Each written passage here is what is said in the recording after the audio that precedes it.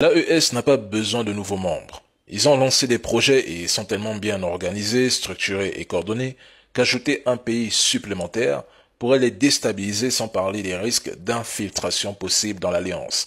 C'est un peu comme les BRICS+. Pour l'instant, eux non plus n'ont pas besoin d'un nouveau membre à part entière, d'où la création du statut de partenaire des BRICS, permettant l'intégration de pays comme le Nigeria par exemple.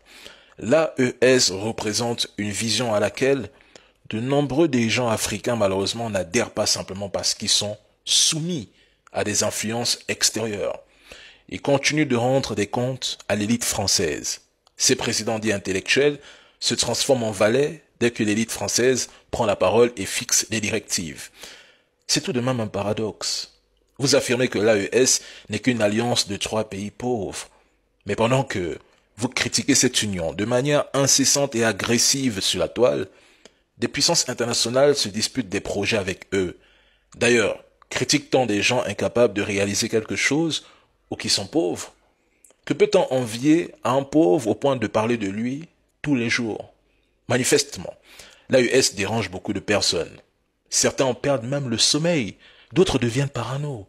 Certains insultent l'AES pour attirer des vues parce qu'ils n'ont pas d'audience, aucune visibilité.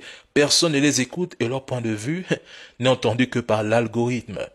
Dans ce cas-là, peuple de l'AES, la plus belle réponse sera simple. Continuons à travailler et ignorons-les. La popularité d'Assimi Goïta, d'Ibrahim Traoré et de Tchani ne cesse de croître.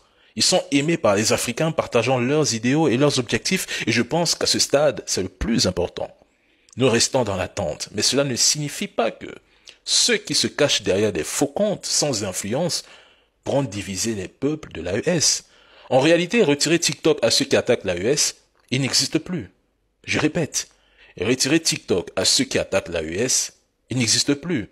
Juste pour dire une chose très importante.